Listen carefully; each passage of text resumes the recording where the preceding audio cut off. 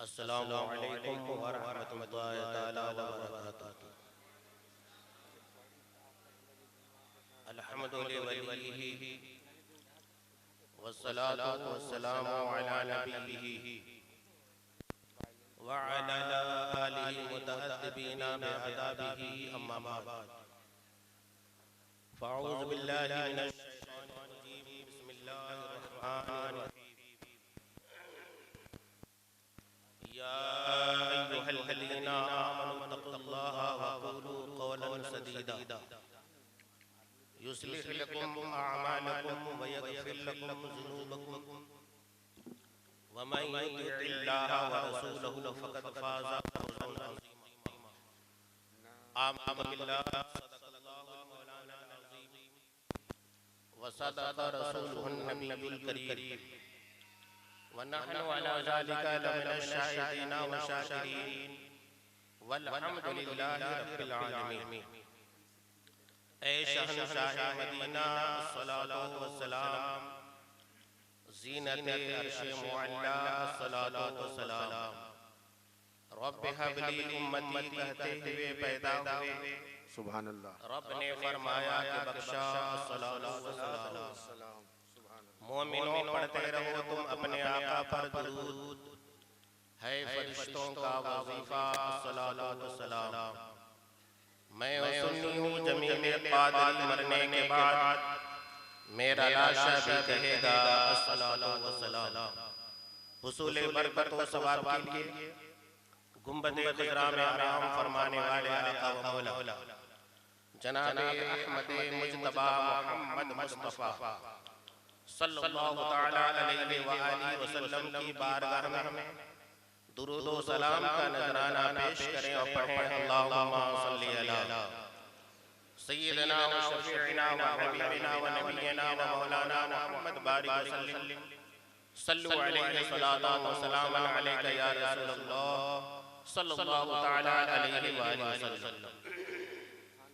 आप सभी हज़रात काबिल मुबारकबाद हैं कि अल्लाह तबारक व तआला ने आप सबको अपने महबूब सल्लल्लाहु तआला अलैहि वसल्लम की मिलाद की महफिल में और ज़ियारत हरमैन शरीफैन कॉन्फ्रेंस में शिरकत करने और कुछ दीनी बातें सुनने और समझने का मौका इनायत फरमाया। अल्लाह ताला आप सबों की शिरकत व समाअत को अपनी बारगाह में कबूल फरमाए। रब तबारक व तआला इस महफिल पाक की फीज़ व बरक़ात से मालामाल फरमाए। खुतबा मइमूना के बाद जो मैंने कुरान मुक़द्दस की आयत पाक तिलावत करने का शरफ हासिल किया है, अल्लाह तबारक व तआला ने इरशाद फरमाया कि या अय्युहल्लज़ीना आमनू तक़ुल्लाहा व क़ूलू क़ौलन सदीदा युस्लिह लकुम अअमालकुम व यग़फिर लकुम ज़ुनूबकुम व मन युति'िल्लाह व रसूलहु फ़क़द फ़ाज़ फ़ौज़न अज़ीमा। रब ने फरमाया कि ऐ ईमान वालों, अल्लाह से डरो और सच बात बोलो ताकि अल्लाह तबारक व तआला तुम्हारे आमाल की इस्लाह फरमाए और तुम्हारे गुनाहों की मग़फ़िरत फरमाए। और जिस शख्स ने भी अल्लाह उसके रसूल की फरमाबरदारी की, गोया कि उस बंदे ने बहुत बड़ी कामयाबी हासिल की। अल्लाह तबारक व तआला इस आयत पाक के ज़रिए अपने मोमिन बंदों को मुखातब फरमाया। हालांकि इस दुनिया में जितने भी इंसान हैं सब के सब उसके बंदे हैं, मगर अल्लाह तबारक व तआला ने या अय्युहल इंसान या अय्युहन नास का नहीं पुकार, बल्कि ऐ वो लोग जो ईमान ला चुके यानी मोमिन बंदों को मुखातब किया और फरमाया कि तुम जहां कहीं भी रहो, जिस हाल में रहो, अल्लाह से डरते रहो। और तुम जहां कहीं भी रहो, जिस पोजीशन में रहो, सच बात बोलो। कौलन सदीदा के ताल्लुक से उलमाए कराम ने फरमाया कि जहां पर ये मशहूर माना है कि सच बात बोलो, वहीं पे और भी इसके माने हैं। एक माना है कि सच बोलो, दूसरा माना यह है कि इंसाफ की बात करो, तीसरा माना ये है कि हक बात बोलो। चौथा माना ये है कि सीधी गुफ्तगू करो।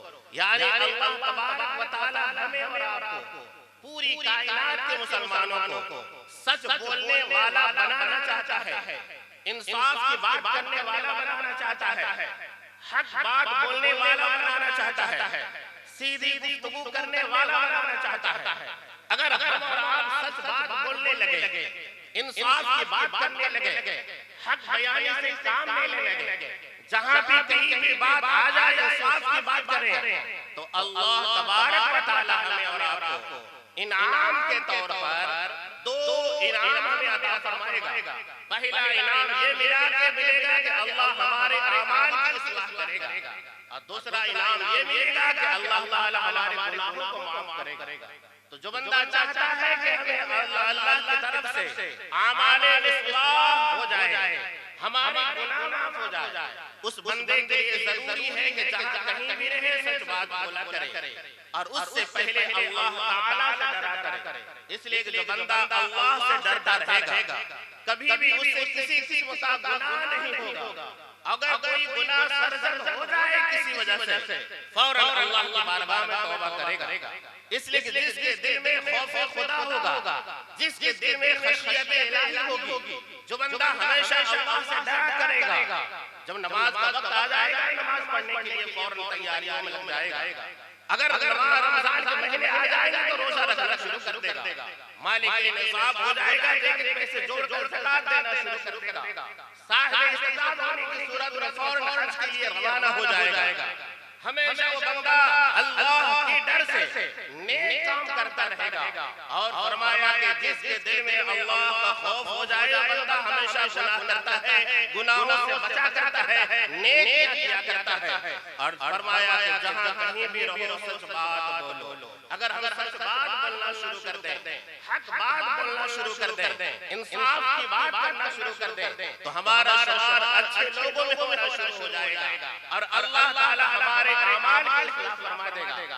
अमाल इस्लाह के ताल्लुक से उलमाए कराम फरमाते हैं कि अमाल इस्लाह का मतलब ये है कि अल्लाह ताला हमें और आपको नेक काम करने की तौफीक अता फरमा देगा। जिस बंदे को अल्लाह की तरफ से नेक काम करने की तौफीक मिल जाए, वो बंदा कामयाब हो जाए। आज हम जलसे में आए हैं, अल्लाह की तौफीक हमें मिली है, वरना हम जैसे लाखों इंसान अपने घरों में पड़े हुए हैं, हम जैसे हजारों लोग अपने घरों में आराम कर रहे हैं, मगर सैकड़ों की तादाद में जो जलसागाह में आए हुए हैं, ये भी अल्लाह की तौफीक है, ये भी अल्लाह की तौफीक है। 5 वक्त हम नमाज सही से पढ़ लेते हैं, ये अल्लाह की तौफीक उसमें शामिल है। रमजान के महीने में रोजे रख लेते हैं पाबंदी के साथ, ये अल्लाह की तौफीक है। अल्लाह की तौफीक मिलती है तो हम नमाज पढ़ा करते हैं, अल्लाह की तौफीक मिलती है तो हम रोजे रखा करते हैं, अल्लाह की तौफीक मिलती है तो हम ज़कात दिया करते हैं, अल्लाह की तौफीक मिलती है तो हम हज के लिए जाया करते हैं, अल्लाह की तौफीक मिलती है तो हम भूखों को खाना, प्यासों को पानी पिलाया करते हैं, अल्लाह की तौफीक मिलती है तो हम लोग गरीबों की मदद किया करते हैं।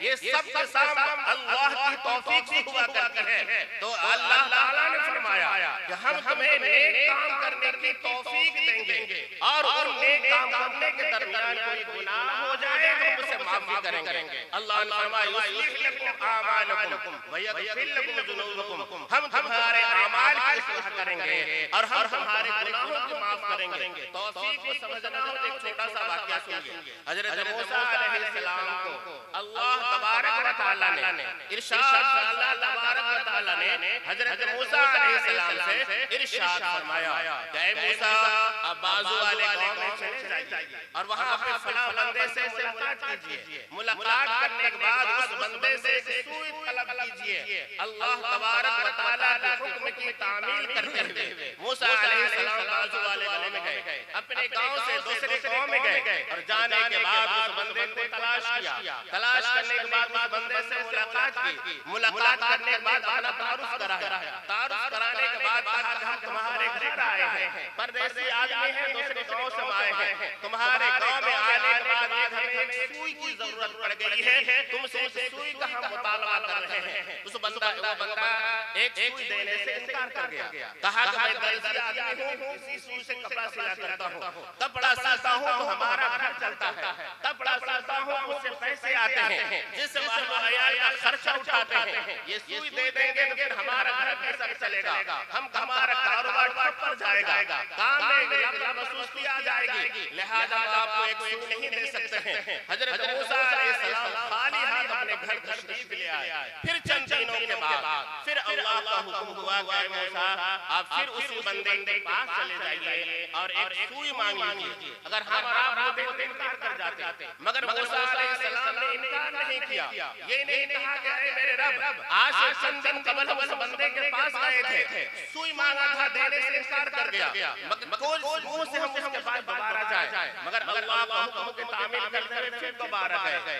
दोबारा जाने के बाद कहा कि आप मुझे जानते हैं? कहा कि हाँ मूसा अलैहिस्सलाम है। कहा कि मैं आपके पास आया हूं एक सुई मांगने के लिए। कहा कि आप यहीं पे ठहरिए, आप वो बंदा घर के अंदर गया, एक छोटा सा बक्सा उठा लाया। अब उठा लाने के बाद बक्से को खोल करके कहा कि मूसा अलैहिस्सलाम इसमें सैकड़ों सुइयां हैं और हर क्वालिटी की सुई मौजूद है, छोटी भी है, बड़ी है, बीच वाली भी है, नई भी है, पुरानी भी है, और एक नहीं बल्कि सैकड़ों की तादाद में है। आपको जितने सुई की जरूरत है अपनी मर्जी से उठा लीजिए। बड़ी सुई चाहिए इसमें मौजूद है, छोटी सुई चाहिए इसमें मौजूद है, बीच वाली सुई चाहिए इसमें मौजूद है, नई सुई चाहिए इसमें मौजूद है, पुरानी चाहिए इसमें मौजूद है। और एक की क्या हकीकत, आपको एक दर्जन की जरूरत है ले लीजिए, अगर पूरा बक्सा चाहिए तो वो भी आपको मैं देने के लिए तैयार हूं। हजरत मूसा अलैहिस्सलाम को बताता जाए शरीयत रखी कि यही वो बंदा है जो चंद दिन पहले एक सुई मांगा था, इनकार कर गया था, आज पूरा बक्सा मेरे हवाले कर रहा है और कह रहा है कि जितने की जरूरत है आप ले लीजिए, आपको जितने से काम चल सकता है ले लीजिए, मेरी तरफ से कोई रोक टोक नहीं। उनको हैरत हुई। अब मूसा अलैहिस्सलाम ने अल्लाह ताला की बारगाह में अरीज़ा पेश किया कि ऐ मेरे रब, मुझको मामला समझ में नहीं आ रहा, यही वो बंदा है जो चंद दिन पहले एक सुई मांगा था, इनकार कर दिया था, आज पूरा बक्सा मेरे हवाले कर रहा है, क्या वजह है? इसके अंदर इतना इनकलाब कैसे आया, इसके अंदर इतनी तब्दीली कैसे आई, क्या मामला है मुझे बताया जाए। तो गैर से आवाज आई, ऐ मूसा, उस दिन जो एक सुई देने से इनकार किया था, उसकी वजह ये थी कि उस दिन हम राहे खुदा में खर्च करने की तौफीक नहीं लिए थे और आज हम राहे खुदा में खर्च करने की तौफीक दे दिए हैं। इससे पता ये चला कि अगर अल्लाह की तौफीक नहीं मिलती है तो बंदा एक सुई भी अल्लाह के हक में खर्चा नहीं करता।